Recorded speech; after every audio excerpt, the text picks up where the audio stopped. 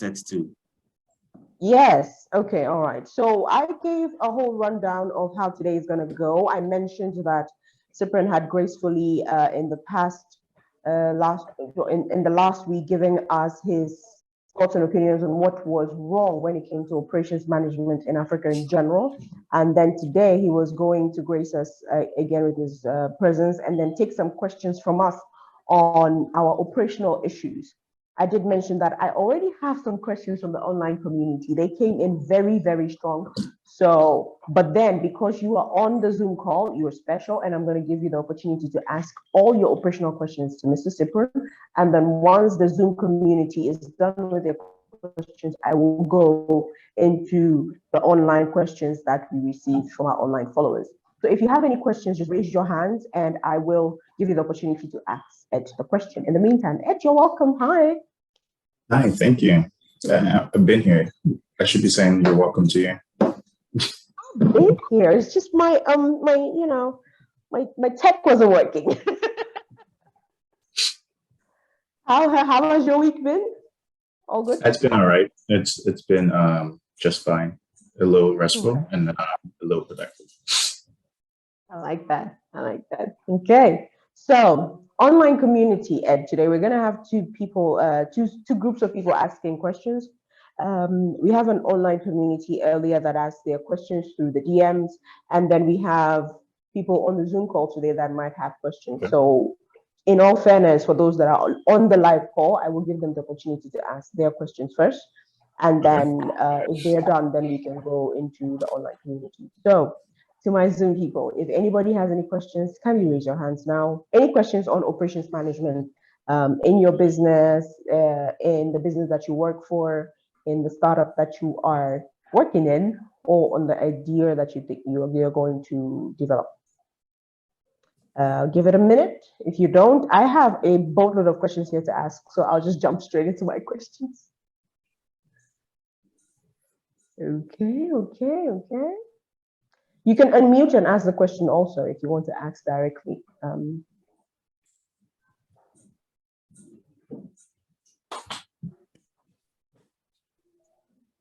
It's a minute, almost gone. Boom, the minute is gone. Okay, I'm gonna go into my questions. I'm so excited to ask these questions. And the first question, Ed, that you have here is from, well, I don't have the name, but it says, I am a beads maker and retailer. I sell on Instagram and in a small shop in Circle, Accra.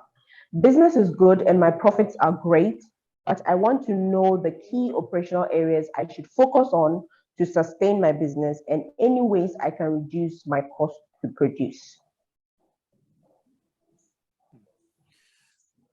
I really wish the person was here to kind of like get a little more detail on what they're trying to. So they want to. So they're a beads maker and retailer. Yes. Business is good, but they're just trying to figure out how to reduce their. Can you read the ending of that? I want to know the key operational areas I should focus on to sustain my business and ways I can reduce my cost to produce. Okay, so there's several folds to it. So I guess, I mean, we can take a look at it directly from an operational point of view, but there's several different folds when you say to sustain the business. In terms of sustaining the business in general, you might want to have a better understanding of your target customers and see how you can probably broaden that or how you can penetrate the market a little more. Because I'm presuming there's more than just you as a bead maker and retailer. So essentially, how do you penetrate a market that probably already exists, or how do you create a market for what that doesn't already exist? So essentially, how do you reach out to people that don't even know that they may need or want your product as well? But beyond that, on the operational side, if you're already making the beads, the question is, are you making them custom to order, or do all the beads necessarily have to be unique in terms of what you're making? Once you have a better understanding of that, even if it's custom to order, are there any aspects of the beads that can be pre-made or pre-purchased? Do you have the capital to kind of like pre-purchase or pre-make some of those in advance. And also, because if you do have the capital to kind of like purchase several beats at once, I'm presuming you can have the advantage of buying in bulk where the price cost is also different. The question is where you also sourcing your beats from. If it's not directly from the manufacturer or the source, do you have access to that, or are you buying in large quantities enough to be able to leverage that? But if none of those are in play, first understanding what are your margins on your current beats right now, and potentially what can you leverage in terms of reducing those margins? Because when you say you're a bead maker, I'm curious if you're making them yourself, or if you have a team as well that is working with you. If there's a way you can attribute for their time it's going towards making the beats as well, that will kind of give you a good sense of like where you stand in terms of the actual cost for the beats you sell, and then also your customer acquisition as well. In general, how much is it costing you to acquire a customer? If you're just doing word of mouth or people are chancing by your store, the cost may not be as much. But then just understanding those variables and understand, okay, if I change my approach towards customer acquisition, if I go online, for instance, and I try to draw more people to send me DMs through my social media page, for instance. So that's what I'm saying. At the end of the day, operational is just going to have to give you the underlying areas you can start exploring. And then you start going to different things like marketing strategies and different things along the side. So the operation is really just questioning what is it costing for you to get that product? What's the process to get that product to the customer? And then once you identify that, is there room to improve the costing and the process? And then you'll be able to sustain your business, because you're looking at just sustaining and not necessarily growing it as well, right? But one other way to sustain in terms of operation is diversification. Is there anything else you can leverage in terms of, I already mentioned, can you leverage different customer markets that you probably never leveraged before? If you're a direct to consumer where you have a shop, you said in Circle, can you leverage an online presence as well if you don't already have one? Or can you leverage some sort of I guess affiliate program where you can have other people kind of like distribute on your path, and then they earn something else as well. So where your margins are also still protected in that. So there's different avenues to kind of like sustain it. But when you're looking from an operational, you first need to understand clearly, what is it costing me to get my beats to the customer all the way from making it, and then the human capital that's going into it, the hours associated with each. And once you identify that, you have a better idea of your margin per bead, per bead sold, and then you have a better idea of where you can look to improve, more or less. Great answer. I pray they're listening, but then also we'll post it on Instagram, so then they will definitely hear this. It's a great answer on both sides of the question. The second question is, I run a printing press in 2 locations, one in Accra and one in Tema. What can you suggest I put in operationally to help me manage both locations without shuffling both ways? Sometimes I have to go back and forth 4 times to make sure clients' orders are finished on time. So why is this person shuffling both ways in the first place? So I guess my question to them is, what's the process they already have in place? What's the process they already have in place to track the workload or the customer's work in each facility, and to even understand what is completed? For instance, you can have simple processes like even WhatsApp if you don't want to. So from the way you're describing it, you're starting up, or you're a small business and you don't necessarily need to increase your operational cost. So you can have simpler operations like maybe a WhatsApp group chat that supports one entity, unless you don't have any. I'm presuming you have people working for you, because if you're jumping back and forth, it means you're just going there to support.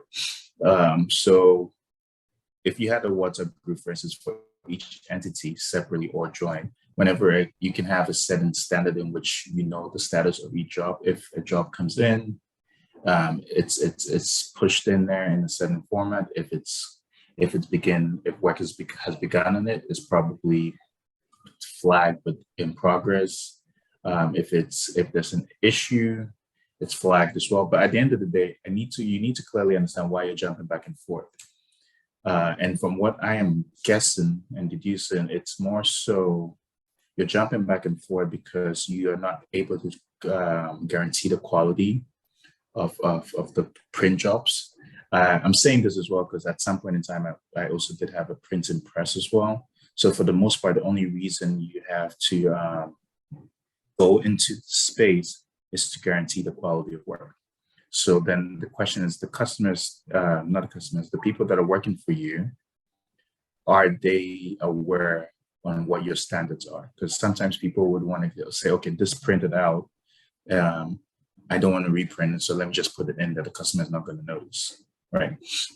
So you have to have some certain standards clearly defined as part of your expectations on your employees, and you have to have a way to kind of like potentially track those standards. So maybe in the meantime, when you're not available, any job that is going out, you can randomly request them to send you like a quick copy, not of everything, they just like pour it out and kind of send you a quick copy of the spread. If it's a lot, kind of like look at what's going on. If it's a consistent client, you can typically also follow up with your clients, just make sure everything is good in that form, in that side. But if you have to also go back and forth, then probably scheduling your day a little better would also make sense. I know there's a randomness to how some of these jobs come in, but you can probably do a one trip a day and head it towards your home. So if you live in Tema, then you can start off in Accra and then come back to Tema, and then just try to maybe set up the businesses where they're not all open up in the morning. Maybe one is opening at 10 in the morning and the other is opening maybe around 12. If for some reason both of them, these are very difficult to kind of like solution for, because I really need to know why you're going back and forth in the first place, right? He said to make sure clients' orders are finished on time. On time. So it's a question of time. So there, you don't even have to go back and forth. If you have a process in place, every time an order is in, we have this Excel sheets. We put the order in. You can quickly come up with a quick math equation on the Excel that when this timestamp is here and this timestamp is after 15 minutes, flag this, send me an email or something with Google Sheets, for instance. And then you know, okay, this job has taken more than 15 minutes since it's been inserted. And you can call them and then kind of like follow up on it. So it's about having a process to track what is behind and what's on time. And even if they forget to close the job, you will still get some sort of an alert to know what's going on in that sense. Yeah, because by the time you get there, if the job is already 15 minutes late and it's Accra to Tema, you're probably already an hour late. So you've not really solved for anything at that time. Okay, thank you so much on that question. Because you've done 3 questions, I just want to remind all the new entrants into the Zoom conversation that today we're talking to ED Cyprian and he's taking questions on operational issues. All Zoom participants have priority over the online questions that we have received. So if you have any questions that you wanted to ask Ed on operations management, just raise your hand or drop it in the chat box if you don't want to talk, and we'll ask Ed on your behalf. But since I haven't received any questions yet or haven't seen any hands raised yet, I will keep asking the questions that our online participants submitted. Okay, so Ed, thank you for that. The next one is, I run a food catering business. I organize events sometimes, and I try to make sure people pre-book because it's difficult to gauge the numbers correctly since some people just show up. This is affecting, to gauge the numbers correctly, this is affecting the quantity of food revenues. What else can I do? So it's catering, not a. Yes. And people are randomly showing up. Yeah, I think they're running, you know, those like buffet events where the people pay and come and eat a buffet or something. Seems like that. Oh, wait, so it's a restaurant? No. So Say it again. from, okay, so they have events where people have to pay to come and eat, like at a specific location, but it's not a restaurant business. So they just cater and have an event. So they have an event maybe once a week and people pay in advance, but no Yeah. one is paying in advance and it's kind of affecting the business. Yes. Oh, that's a tough one. If the food that you're producing is predictable, it's not that you're doing a custom order for every single person that is coming to the event. You can do things like prepping in advance and portioning away. But if it's what you described is more of a buffet, presuming it's not a you can still portion away. I think the better approach would be to portion away, because I think in general, when it comes to food, we like to have everything ready to go immediately. No, not ready to go immediately, prepped immediately and then consumed immediately. To some extent, you might have to do some pre-prepping and freezing from essentially a process in the preparation that would allow you to take something and get it out there faster than if you had to start from scratch, because you're having people randomly show and not giving you enough time to kind of like prep. So then you might have to figure a way. So if it's something like, let's say you have fries, you don't necessarily need to fry the yams or anything. You can just kind of like portion them, bag them, put it away. And then it's easier to take that than to get a whole yam and peel it and then clean it up. You save some amount of time in those aspects when someone is coming in. So having that kind of mentality of thinking through a process of what can I do to reduce the time for the people that show up randomly to get food from my kitchen out the door. And then I think that would help you a lot more. Yeah, sounds awesome. Okay, thinking about that. Fourth question. I'm a fish farmer and employee. Okay, interesting. I'm a fish farmer and employee. I made 8,000 in losses last September due to operational losses. Now, this person puts operational losses in caps. So operational losses, not in caps, sorry, in quotes. They put operational losses in quotes. As my farm hand will call it. Oh, okay. So I made 8,000 in losses last September due to operational losses, as my farm hand will call it. I live in Accra and my farm is in Adan. Any ideas on IT or systems I can put in place to avoid such stories in my absence? It's a fish farmer, right? Yes. Is that what you said? And yes. Made some losses, and they presume it was something else happened. Okay.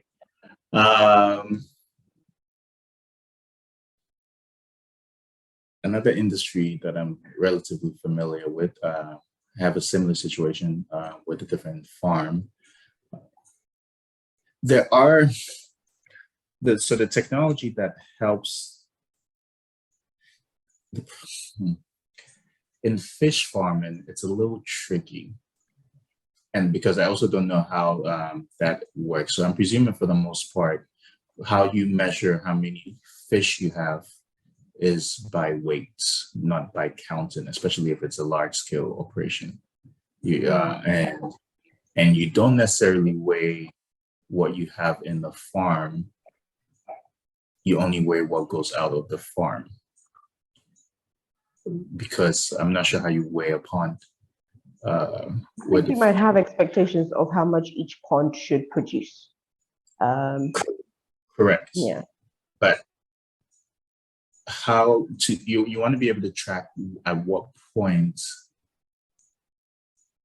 to solve this problem properly. You need to know at what point are you losing the fish, right? So you have an expectation of how much each pond is supposed to produce, but how do you track if the fish are dying as a result of something else in the pond, or are they actually being taken out of the property and being sold in some capacity or consumed within the property?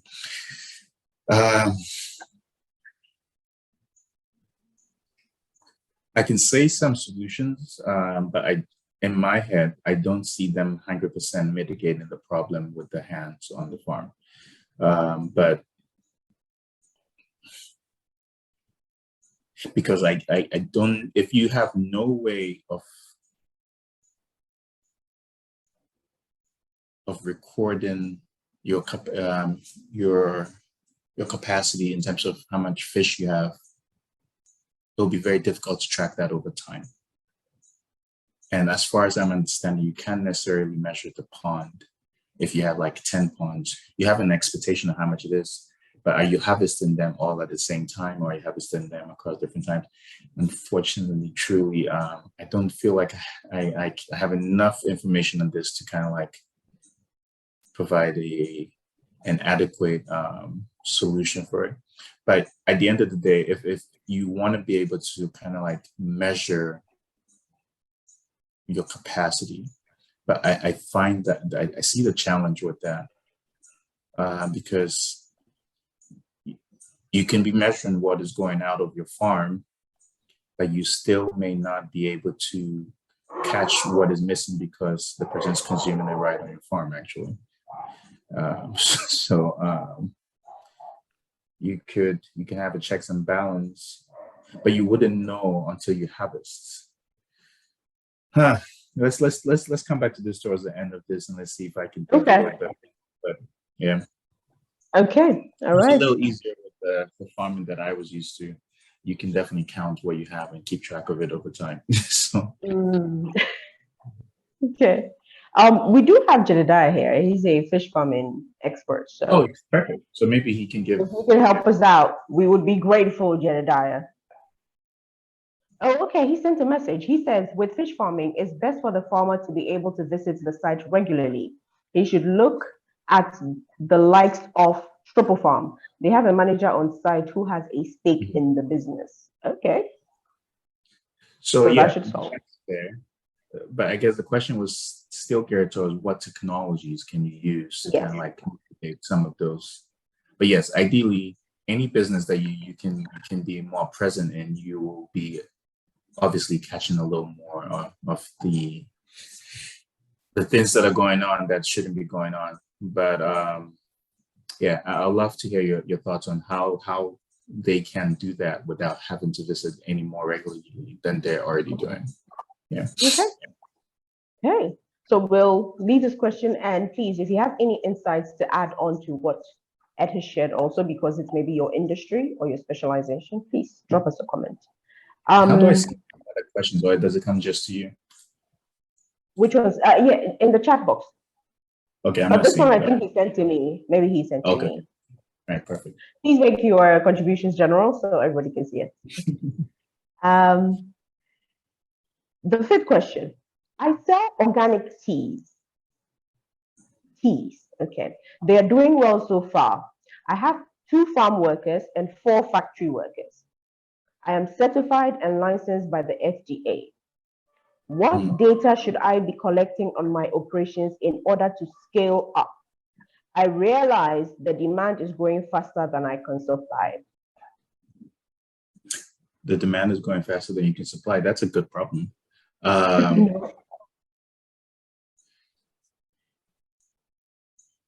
And the question is, what should they do to be able to scale up? What data should I be collecting on my operations in order to scale up? That's a good question. Again, another industry that I don't know whoever is coming up with these questions, but another industry that I am involved in somehow.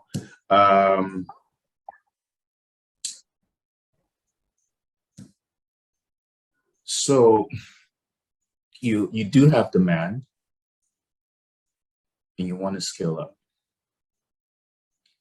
the initial question is, how are you? So did they have the farm as well? They had the organic farm, Yeah, and it then says I have 2 farm workers and 4 factory workers.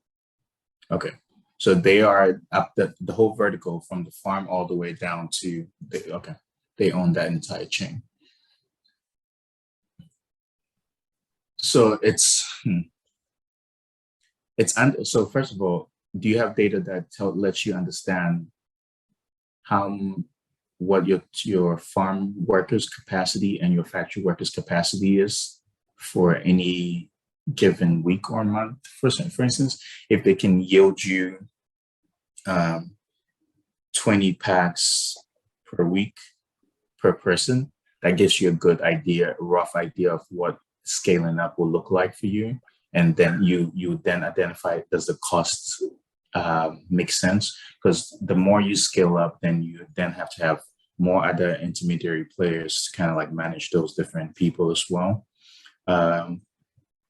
So first is identifying what is what their capacities are and what that is yielding you in terms of the outputs that they're providing. And once you understand that and you know how much that is retailing for or how much you're selling that for, then you truly know your net profit after you take out your operational costs and your cost to produce as well. Then you have a rough idea of, okay, if I add one more person, does my operational costs substantially go up? Or is it just a mere factor of maybe X that it goes up by? For instance, does it make sense? You have 4 factory workers right now. You have 2 farm hands. I'm presuming the farm hands are able to yield you so much more that you need more factory workers, right? So for instance, if you add just one more farm hand, can they still do the same? Can the 4 factory workers still yield you the same? Can they still be enough for your operations? It's fully understanding what that cycle looks like. And some of the other data is looking at what the factory workers are more or less doing. So there's probably a series of steps that they follow, maybe from, I don't know if you're mixing a bunch of different herbs together to get your organic teas. If it's just a series of steps like that, are they doing it on an individual basis? Are they doing it on a bulk basis where they're kind of working? Are there ways you can kind of like trim down the time that it costs to kind of like fill that? I'm presuming you have a machine as well, since you mentioned you have a couple of machines, since you mentioned factory, that probably helps in terms of bagging and sealing your teas. And then you just use these factory workers to kind of like move the whole process around. It's really looking at places where you have human interaction and looking at, can I increase this? But also you can also do things with machines that you can also improve over time by buying more efficient machines or bigger industrial machines, but I'm presuming you don't want to do that just yet. So looking at the factory workers, just looking at, is everyone having to inspect something along the chain? Is it one person that is doing it? Because if you have one person inspecting them maybe across 4 different parts of the chain, that one person has to be present at any given time across all those 4. Can I split that responsibility and have one person dedicated to one station and have them inspect, and then have another person dedicated to one station and have them inspect, kind of like following the assembly line approach, as opposed to just kind of like, I'll give a good example. It typically on a construction site, you'd see maybe if someone is carrying a block, they'll probably carry one block all the way to where they needed to get to. But sometimes it's a little more efficient to kind of like have a chain of people and then move the blocks across those individuals because they're not as tired and they're also doing it more efficiently. So if you have one person controlling so many different parts of your process, then there's an inefficiency there. And then try to see if you can have more specialized people that all they do is this specific action over and over and over again. That can probably yield you more capacity, and then you'll be able to turn out more and essentially reducing your operational costs. Okay. Ooh, I hope you wrote that down, or just pray that Kofi puts that on Instagram, because that was everything, right? That's what you pay a consultant for. Okay. Another question. I work for a logistics company. Most of our clients are in Asia. They send packages to retailers in Ghana. Sometimes they delay one package for weeks because they can't get more orders to bring the per unit delivery cost down. Mhm. This makes their customers in Ghana angry, and we bear the brunt of their tax. What can I do to prevent these occurrences without selling out my clients? So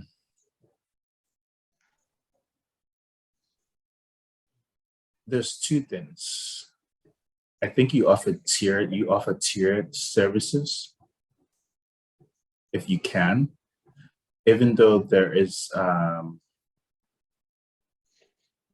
if you have partners in Asia that are supposed to be sending you the product and then the delay, you can offer that as the lower tier. Hey, I can get this product for you for your Ghanaian customers, and just let them know.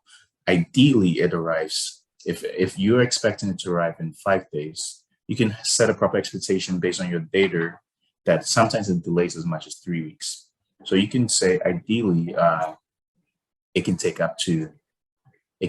10 to 20 days based on general. You set the expectation clear initially for your clients, so that even if it does take that much time based on the data you have, then you are still they're still expecting that it could take that long.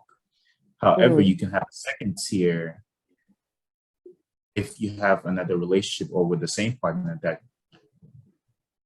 you can pay for an expedited tier if the client that you have is willing to pay for it. So then you're not tying people down to the tier that has the unpredictability and the timeline, because it's kind of waiting for a general consolidated delivery. But you can also provide someone the opportunity of like, hey, I want to get this quickly and I want it guaranteed by a certain time, but it will cost more. So if you have some sort of tiered model for where that people that absolutely know time is valuable to them, they will be willing to shield out a little more cash. The people that are a little more flexible on the time would be would take the option of less cash. So it's kind of like what your exit. Which one do you want? Do you want it time or do you want it to the cost wise? So if you offer it that way to your clients, ideally those that even wanted it on time will probably, if it's absolutely not urgent, since you've clearly communicated it, they would probably say, hey, we'll go for the other option. We pray it comes on time, but we understand you've clearly communicated that that's what's going on. Thank you. Thank you. That's awesome. I see a hand here. I think it's Jedediah. He wants to speak on the fish farming thing. Okay. Hey, Jedediah. Please go ahead. All right. Hello, can you hear me? Yeah, we can. Hi, Helen. Hi, Cyprian. Hi. So just a little contribution. And I would like to say, when it comes to the fish farming, it's not always about tech. I know that the question sent in was asking how they could possibly kind of do a remote monitoring of the ponds to avoid operational losses. And my guess would be the operational losses the farm hands are talking about is not really operational losses, but then they are possibly selling the fish and under-reporting the sale. Okay. You know, and so the best way to do that is to have someone you trust on site to, you know, monitor the sale and ensure that all the processes, the feeding, I mean, the right amount of feed is given. I mean, the feed is not sold off and said, I mean, and you know, you get complaints that, okay, yeah, we don't have enough feed for the fish. All of that will come under operational losses because you are buying more feed. And maybe your farm hands are selling off the feed and you can't even account for it. So someone needs to be on site. And that was why I gave the example of tropical farms. I mean, tropical farms, they've been in the business for quite some time. And all of the farms that I've visited around Sugakope, Akuse, Akosombo, you know, they're big farms farms. And if it was, ideal to monitor the farm using technology, they will have invested in it because they have the money. Rather, they have someone on site whose responsibility is to monitor the activities of the farmhands to avoid, in quote, operational losses. And so the person should begin to consider that option as opposed to, tech to deal with this. I mean, you could use tech in other aspects of the fish pond to ensure there is good aeration of the pond. I mean, you could even automate your feeding, using tech. But when it comes to the end of it, someone needs to be there. Yeah. That's just the little I wanted to add. Thanks. Thank you, Jedediah. Thank you. No, thank you. Yeah, no, appreciate it. Okay. So for those who joined late, today we are rapid firing Ed with operational questions, and he's doing his best to chest the bombs we're throwing. If you have any questions, all those in the Zoom session have priority over the online. So all those in the Zoom session have priority. Just raise your hands and you can ask your question directly. And then maybe you can give more context on the questions, unlike what we are receiving from online. But in the meantime, that I don't have any hands raised to ask any questions, I will go to the next question from our online participants. The next question says, are there any inventory management tools you will recommend for small scale retailers? Very simple question, I think.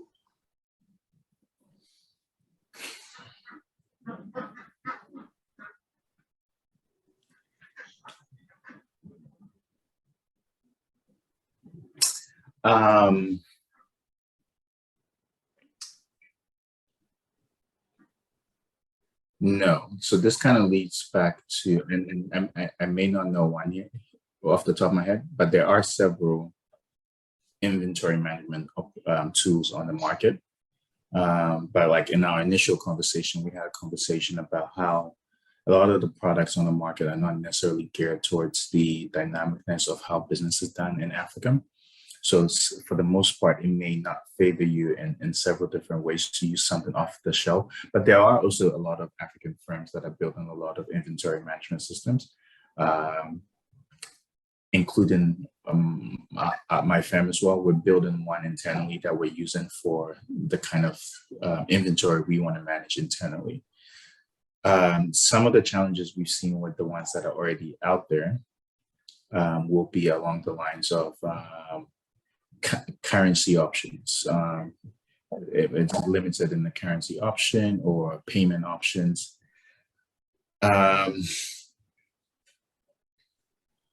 There are things that can help you kind of monitor inventory alongside that I am aware of, but I think this is more of a research question in terms of seeing what's in the market. But there's invoicing or bookkeeping tools like Zoho that you can leverage alongside with maybe your Excel to kind of like keep track of the products you have and the quantities as they're going down and the sale and which one is wastage, for instance, which one is expired. But I'm certain there are things on the market. I just don't know if what we have on the market are dynamic enough for any business just yet. But a lot of the things like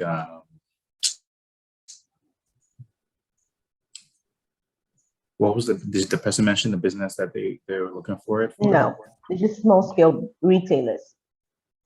Retailers, yeah. So there's different things you're looking at when you're looking at retail inventory management. It's litter sizes or cartons or, I mean, sometimes even you're portioning out, like even how you sell granites, like there's no correct measurements for them, but there needs to be a way to portion that out and understand all of those different things. And that's a tool that we're building internally called inventory as well. That's an example, but I'm sure there are other products out there in the market. I just I don't have the research in front of me to kind of like properly say what would work best for you. But it shouldn't be difficult to kind of see what's already on the market by just doing a quick Google search. And typically too, they are not if they're not affordable because it's something that they know that you really need, and it makes it a little. But things like Zoho, actually Zoho is also not free. Yeah, it's not free. Anyway, Okay. whoever this person is, they can probably reach out to me, and then we can kind of potentially pilot out what we're doing with them as well. Please, whoever asks a question on inventory management tools, plug. I just gave you a plug. So you have to reach out to me first. You know what I'm saying? But Yeah, reach out to you can reach out and you could potentially pilot his inventory management program with you, potentially, depending on what you're looking at. The 8th question I have here is, okay, it's quite a lengthy one. Right? I manage an SME with a sizable warehouse. So that's the first part. Okay. We are into bolts and nuts. We sell, regroove, and sometimes manufacture special designs for clients. Our main problem is stock control to avoid stockouts. We have an inventory management POS that we use for record keeping, but it still depends on people to enter data. Do you know of any new technologies that can streamline this process and reduce downtimes?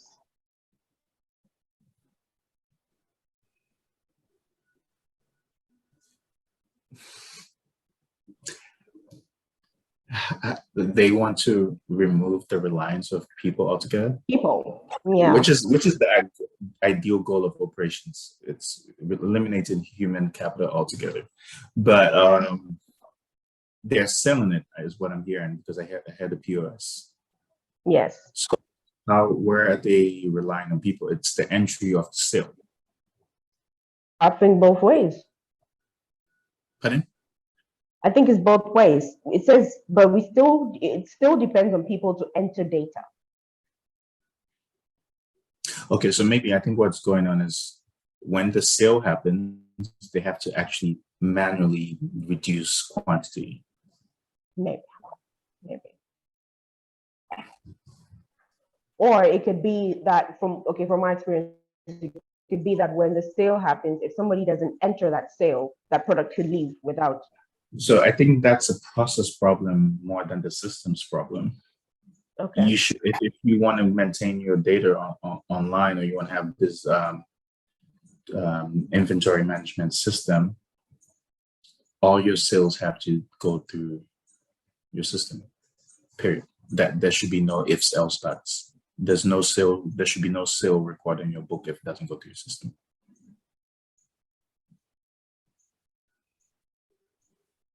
So it would be some sort of blocking type of process where if it hasn't gone through the system, it shouldn't be able to leave the warehouse. Yeah, exactly. Whoever's fulfilling that order, if they don't see this in the system, they shouldn't be able to execute on it.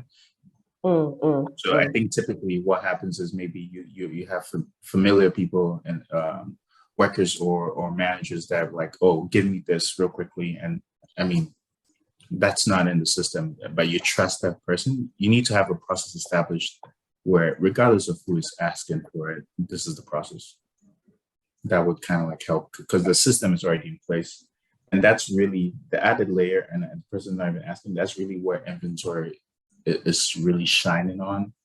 It is, you want to manage what you have in your retail store, which is the direct to consumer or the wholesale store, but you also need to manage what is in your warehouse. So if you're producing and manufacturing this, you have a separate warehouse and you want to manage that inventory separate from the retail, because the quantities there are usually sometimes measured by pallets or boxes as opposed to the individual singular units that is counted in the retail or warehouse.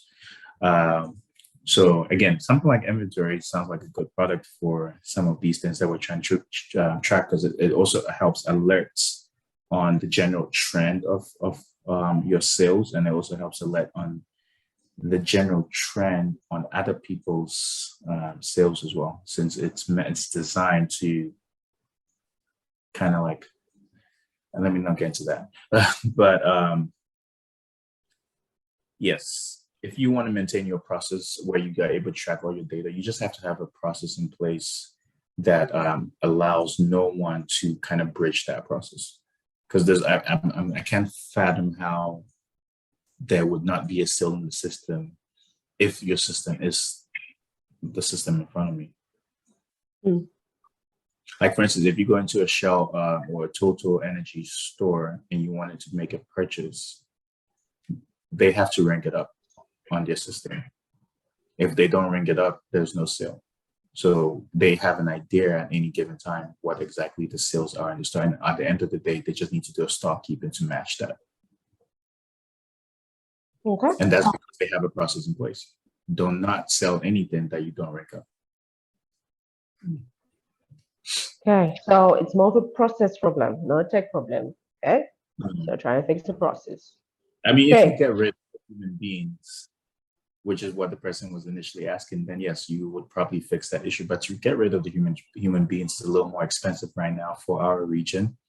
I mean, by getting rid of the human being, is more or less by the time the person picks up the product and they're walking out the store, their card is automatically charged without doing anything. But that's a whole different ballgame. I would love to see that. Number 9. Does operations have anything to do with cash flow management? Yes, yes, yes. Okay, but let me finish the question. Yes, the answer is yes. In what way and how can a startup manage its operations to optimize its cash flows? Wow. So I think honestly, everything we've been talking about is cash flow. I think what we defined from the first week we spoke about is operations is everything in between getting your product to the customer. It's everything in between. So you're managing the cost of that at the end of the day. And once you can reduce your costs, you have for better yields in terms of returns. So yes, you have to always be aware of the cash flow because, for instance, I think somebody had an issue about where they said they had great demand, but they needed to know how to optimize to Scale up, yeah. Scale up and meet that demand. Great demand sometimes puts a bottleneck on you because you have to have the cash up front to kind of like meet that demand, right? And so if you don't have the cash up front, you're going to be screwed. You won't be able to meet that demand and you might lose that demand over time. So yes, operation is definitely a cash flow or cash management problem. So one thing you want to do as much as possible in operations is if you can control it, you can reduce as much of the cost as you can to leverage a bigger margin so that you have more cash eventually injected. And sometimes the bigger margin also shows it makes it a little easier for you to be able to borrow money from the necessary institution to kind of meet your cash flow issues. So yeah, clearly understanding your operations also really, really helps you understand cash management because you know, for instance, if you're borrowing money, what you can realistically fulfill, like our dear country guy, and what you can't realistically fulfill. Okay. This question that I'm about to ask, I have a funny feeling it's a consultant that wrote this question. What are some best practices for operational expenses and for managing operational expenses and working capital in a small business? And working capital in a small business. What was the question? What are the basics? What are some best practices for managing operational expenses and working capital in a small business?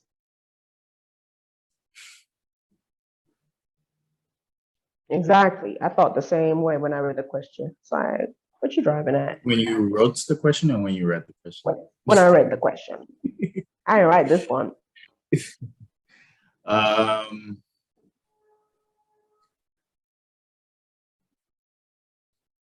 So working capital and what was it, operational expenses.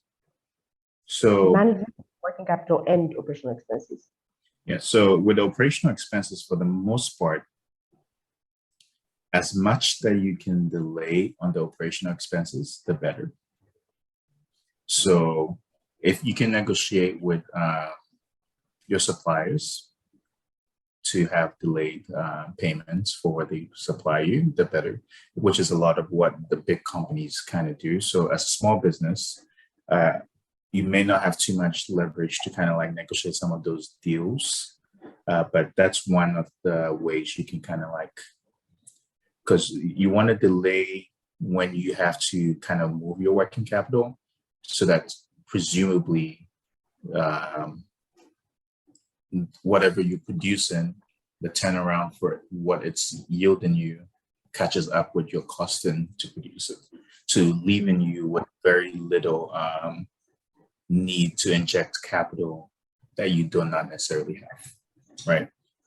So the question is, how do you delay the operational costs as much as possible? So some of your operational costs may be the human resource as well. So for instance, if you're paying your labor force on a daily basis and you have a working capital problem, maybe pay them bi-weekly, maybe pay them monthly. Even if it costs you maybe a couple more, if it costs you, I'm going to say X amount of money, and that works better for you, I'd say you can leverage that kind of implementation, even if it provides a better flexibility for them to retrieve it on a daily basis. Again, you look at your operation costs. What are the things costing me operationally? If at the moment, but you can buy something for so cheap, but in bulk, but that locks up your working capital, then don't go for that option.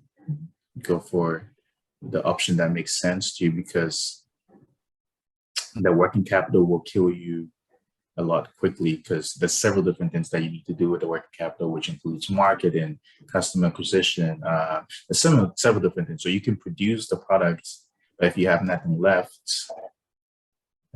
what are you going to do? So even though sometimes the efficiencies are in, hey, we need to buy bulk,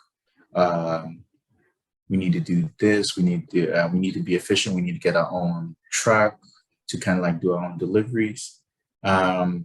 Don't rely too much on those up front, and then just try to work within your means and slowly make those incremental gains.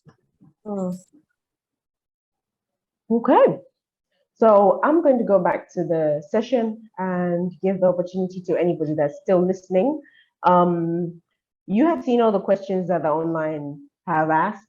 They have been interesting. I've learned a few things in these question and answer process. So if you have any questions listening to us, you have any contributions listening to us, just raise your hand and we'll give you the opportunity to ask your question or make your contribution. If you don't, I will continue with the last two questions. These are PBI questions. Very clearly, how can a small business ensure they are meeting regulatory compliance requirements in their operations? Especially in Africa or in Ghana, how do you ensure that? That is an ongoing struggle. Because some of the regulation and compliance, you discover them as you go along, and sometimes people even make them up as you go along. How do you ensure? Nah. Honestly, this is something that has been on the forefront of my. I've been thinking about this for minutes.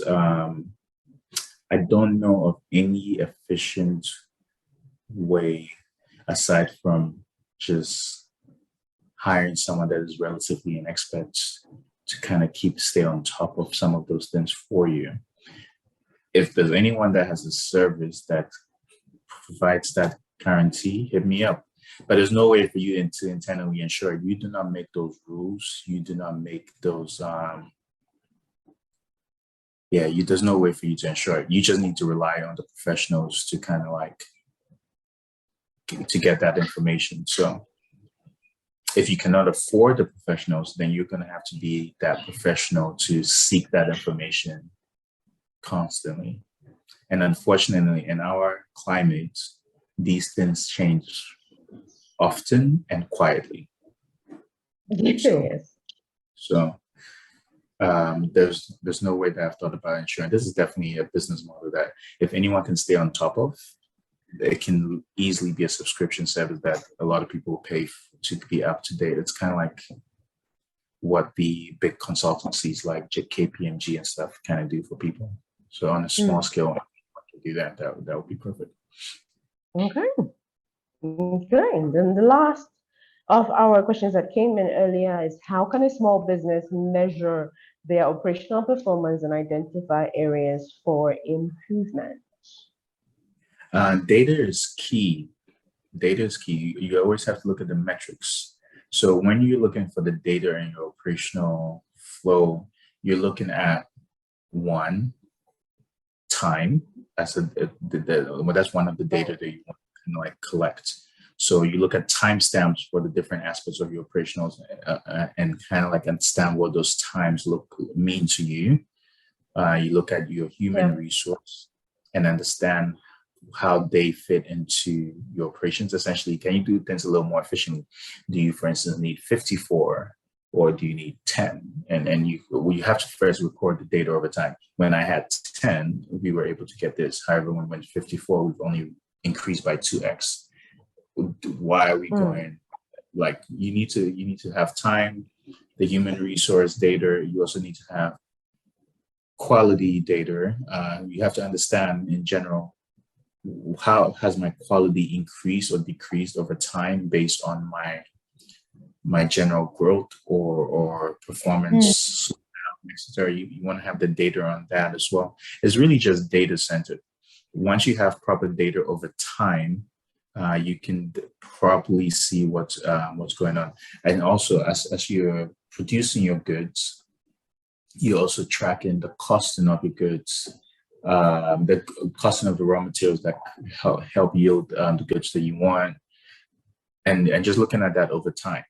And then if you see that trend over time, that every December corn is going up, and then you know, hey, I need to find a substitute for December or corn, or I need to find a way to store corn in bulk prior to the December, because that's going to cost me a little less if I can store it in November, and so I don't go through that in December. You just need the data over time. So just understand, what are the things, what's my business dependent on? My business is dependent on people, resources, cash, and try to plot those things in time and see what sits, and then you can start to figure out how to fine-tune those things. And there you have it, ladies and gentlemen. Data. I love data. Okay, so Ed, that was the last bit of the online questions that we had. I still don't have any hands for the Zoom session. I believe they're either very well entertained or completely confused. Either ways, I'll take it. They were here.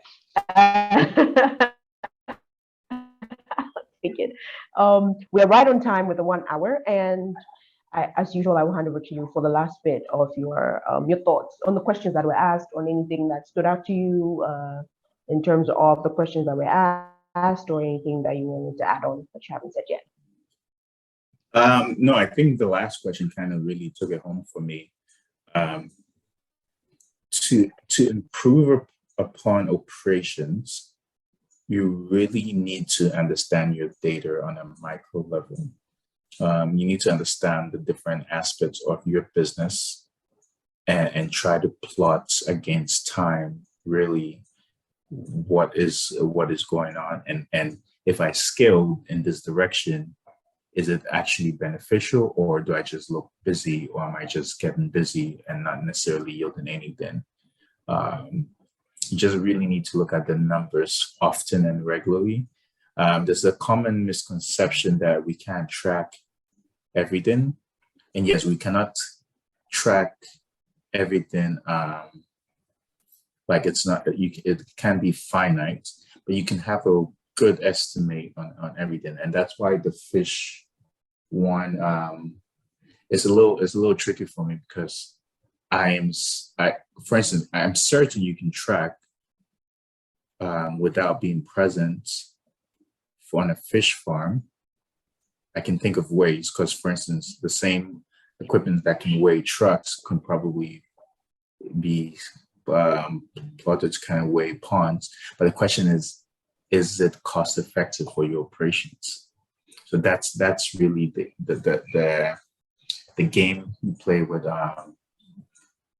operational investments and operational contributions and how it affects your business. Because, for instance, Amazon right now has a very crazy operation going on where they have robots doing this, robots doing that. The cost and the research that goes to building out a robot doesn't make sense for some businesses. However, for them on that scale where they reach over time, the costs, I mean, there's several different factors to it. So yes, everything is trackable. You just have to understand when it makes sense to track that item in a technology way or to track it with labor, because sometimes labor is just cheaper. And there's a reason as well that people don't heavily rely on data in some industries in Africa, because labor is relatively cheaper. So you can just kind of like rely on them to kind of like give you that information as opposed to some sort of centralized technology data system. But at some point in time, that will flip where it will be less costly to track and understand the different investments you can make into your operations that would eliminate some human resources for your benefit and provide a better efficiency and quality of product. So constantly analyzing that data over time gives you a better idea of where and what can improve at what given time. Thank you. Thank you so much. Because you talked about robots, I always ask this question when I am in the room with IT people. With the new, it's not the new expansion, the new growth, the new burst in AI, and the quick adoption of AI by technology firms and other businesses. The projection is that AI is set to cost 75 million or 7.5 million jobs by the end of 2025. My question is, as a capitalist, I rely on the market having access to funds to be able to buy my goods and services. If 7.5 million people are out of jobs, where are they going to be getting funds to be able to buy the goods and services that the AI is producing? And so that's my perspective on that, is that how far is too far when it comes to AI taking over human jobs? And how does that affect the capacity of the market to purchase? Like, how does that affect the purchasing power of the market? And doesn't that in turn affect the business in the long run? Did I complicate it? No, you didn't actually. Okay. My first thought will be, it's unfair to isolate AI as it's affecting it's taking jobs away from people. Mm-hmm. Here's the general truth. Technology is always going to simplify something and make the people that were doing that obsolete. Mm-hmm. It happens everywhere. For instance, we don't have as many people that wear horses anymore to push carriages anymore because we drive cars, right? Yeah. But nobody is worried about where their jobs went to today. But we have a lot of drivers now, right? So really what happens is what is more important is training and education. As some jobs become easier for technology to accomplish, other jobs open up. So the question is, in general, is our market or our working class being efficiently trained for the other jobs that are available? For instance, maybe we used to build bicycles, or we used to be, maybe we used to build bicycles. Now, with people, let's say not enough people riding bicycles, how many of those people can be transferred over to like a factory that works with metal in general and just learn a different set for the same skill set? It's really just that training component. AI and technology in general is always going to kind of like make some jobs redundant, but even AI is going to create a job on top of it because someone needs to learn to communicate with AI, which is what they're calling prompt engineers now. Prompt engineers, yeah. But so the challenge is not looking at technology. We want technology to kind of take away mundane tasks, right? We want technology to take away mundane. Good story. My grandma used to ice water. Used to kind of like make ice water back in the day where it comes out of the poly tank and then you tie it up and then you put it away. We used to help her with that, right? Granted, policy and technology came such that people were able to produce sachet water in a larger quantity, that it wasn't necessary for that. And even though it was still relatively cheaper, that's just said policy as well. You can argue that took away all those jobs, but there's still jobs created where people still have to bag, and it's a transferable skill. Where people that were bagging these as well may still be able to bag and move this things around. There's still a job in that aspect where people are still having to sell them. I mean, yes, there's going to be new jobs, old jobs taken away. But for instance, phones have come and made a lot of things obsolete, but they've also created a lot of jobs. I think what you were talking about specifically is unskilled or general labor. And even in the essence of skilled labor, I think it makes your work even easier. AI right now is targeting a lot of relatively skilled labor than unskilled labor. So I think they're safe. Robotics is heavily targeting like skilled labor as well. Unskilled labor, that's a problem more so for governments. I think they really need to find a way to focus on educational systems to increase the output of like great human capital, to reduce how many people that can only work with their hands and not adapt to other forms of labor. Okay, so retraining. So where AI is taking away jobs, we are retraining them for jobs like created by AI. We would all love it. For instance, Kente. Kente takes a long time to make. It's still very manual process. If someone comes in place with a way to create Kente where it takes a 3D scan of your design and makes the Kente, and you're having your wedding, you don't have to worry about anyone delaying you in your Kente. Oof, how many Kentes can be made in a day? I mean, that's beautiful. It takes away jobs, but that's what we're trying to do as humans, improve. Okay, thank you. Very well executed. Very well executed. I've had very interesting reactions to this question, so very well executed. Thank you very much. Ladies and gentlemen, it's been PBI. It's been an hour and 19 minutes. We've taken 19 minutes away from Ed's time, and I have to let him go. Ed, thank you so much for today. Thank you for the rapid answers to the rapid questions, and also thank you for the thoughts you've left us with, especially when it comes to operations management and the role that data management plays in that. Next week, we'll be having the summary session where we'll be talking about the summary of what our journey with Ed over the period, talking about operations and operations management in Africa. And how small businesses, SMEs, managers, business owners can take advantage of the opportunities that are in best practice operations management to stand out from the crowd. Remember, Ed said that your output determines what you put in. So if your operations is going well, it will show in your output.